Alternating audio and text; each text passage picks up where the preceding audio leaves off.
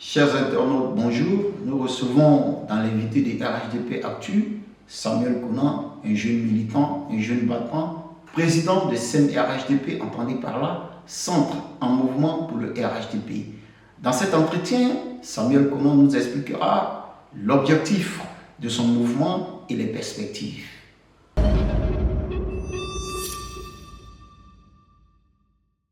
Je suis Samuel Conan, ancien coordinateur des jeunes du RHDP de la région du Bélier, membre du conseil politique du RHDP. Je suis le président du SEM RHDP, le Centre en mouvement pour le RHDP.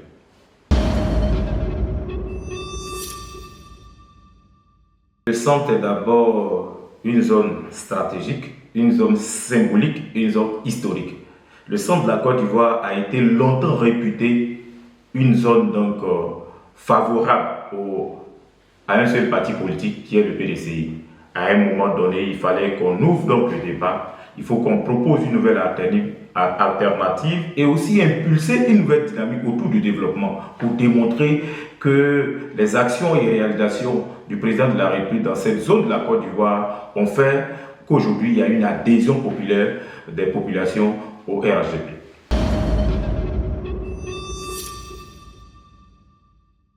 Je voudrais donc de prime abord féliciter le ministre Amédée Kofi Gwakou pour le travail remarquable qu'il fait dans le centre de la Côte d'Ivoire. La CCD par définition veut dire donc l'association des cadres du centre RHDP. Donc c'est un mouvement, si vous voulez, c'est une association des cadres du RHDP pour le développement. Par contre, le CEP-RHDP, c'est un mouvement qu'on appelle le Centre en mouvement pour le RHDP. Nous sommes un mouvement politique axé sur le terrain. Si vous étiez là, je me souviens très bien du lancement, nous avons dit ce qui nous a manqué en 2020 et qui a eu donc le syndrome de la désobéissance civile, ce sont des actions de terrain. Donc nous projetons sur le terrain. Nous partons donc dans les zones les plus reculées pour parler du développement. Donc ces deux mouvements, comme d'autres mouvements, sont donc pas en concurrence, mais se complètent. Et le plus important, nous travaillons en synergie donc avec les structures du parti pour renforcer donc l'adhésion populaire du RHDP dans cette zone de la Côte d'Ivoire.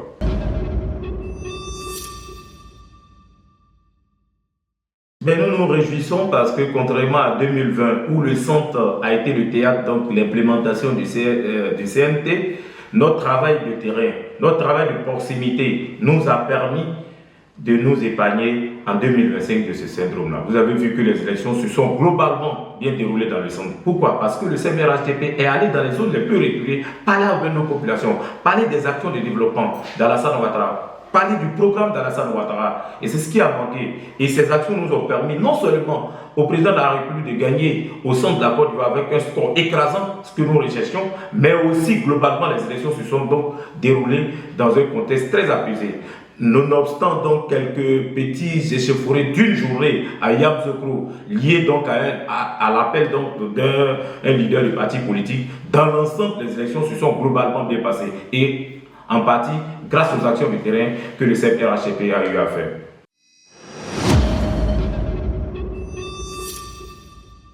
Nous avons donc plusieurs actions de terrain que nous faisons. Nous parlons donc des actions. Le programme d'Alassane Ouattara est basé sur le vivre ensemble, sur le partage. Comme l'avait dit, à l'origine, la naissance même du mouvement, c'est donc de rassembler les filles et fils du centre de la Côte d'Ivoire autour donc du développement, autour de la paix, autour donc du vivre ensemble, tel que prôné par Alassane Ouattara. Donc il y a des actions de développement que nous projetons faire, que nous faisons d'ailleurs.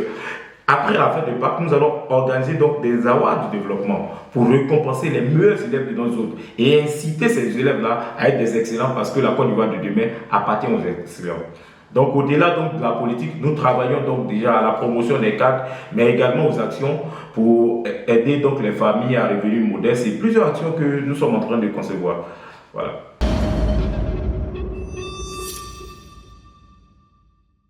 Cette tendance a considérablement évolué. Il y a une mutation. Même quand on regarde à Toumoudi, quand on regarde dans le centre, il y a une mutation. Et aujourd'hui, hier, on nous battait à 20-30%.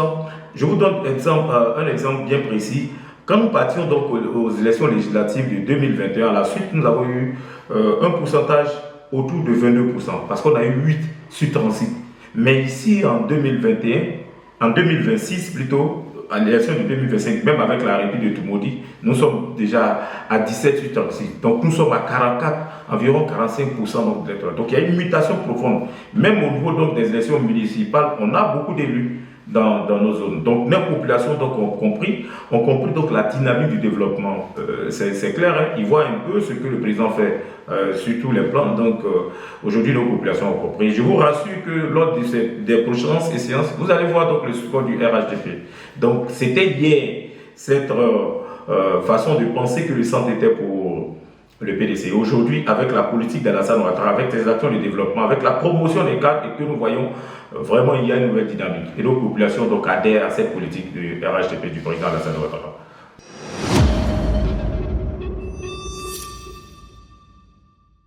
Oui, moi je vois cela comme une promotion d'un travailleur infatigable. Ce n'est pas parce que la Côte d'Ivoire n'a pas eu d'attentat, la Côte d'Ivoire n'a pas eu de tentative de coup d'État ou même du terrorisme, mais c'est parce qu'un monsieur a travaillé, a veillé au grain. Et à un moment donné, il faut récompenser ce monsieur. Et donc ce poste, pour moi, s'inscrit donc dans la logique donc, de la continuité de l'action gouvernementale. Et ça va permettre donc au gouvernement d'être plus efficace et dérouler tranquillement le programme de gouvernement 2026-2030.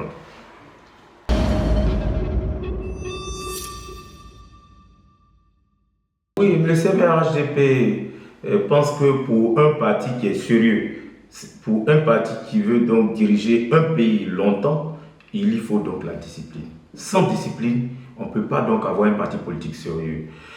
Le parti donc a pris le temps de recueillir les candidatures depuis la base jusqu'au directoire et à un moment donné, ils se sont trouvés donc des moyens pour rencontrer tous ces acteurs-là, pour leur dire pour la discipline et pour donc l'avenir du parti, il faille que la discipline soit respectée. Et il y a d'autres même qui ont été même choisis par le parti et ont décidé donc de déchirer la décision du parti et aller en indépendant. Il faut qu'on tape sur la table. Si on veut devenir un parti sérieux et qu'on veut diriger la Côte d'Ivoire jusqu'en 2050 et plus, il faut donc instaurer la discipline. Et nous sommes d'accord, nous pensons que cette discipline-là va faire en sorte que pour les élections à venir, des gens ne vont pas donc s'hasarder à aller contre la décision du parti.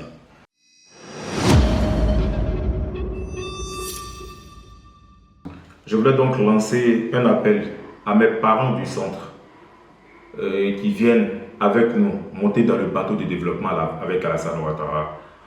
Contrairement aux autres partis politiques qui proposent donc des choses historiques, des choses préhistoriques pour dire que oui, hier c'est le parti de nos ancêtres, tout ça. Mais aujourd'hui, nous sommes dans un monde qui évolue. Et celui qui comprend donc ces mutations et celui qui agit pour la projection, pour le développement de la Côte d'Ivoire s'appelle Alassane Ouattara. Avec Alassane Ouattara, notre pays avance. Chaque année, nous avons donc notre PIB qui avance. Nous voyons donc le capital humain qui est donc élevé. Il travaille pour le développement de notre pays. Donc nous pensons qu'au centre, ailleurs, que toutes nos régions s'unissent pour accompagner ce grand leader, ce grand manager, ce grand acteur de développement qu'Alassane Ouattara, pour que notre pays soit développé comme le souhaite.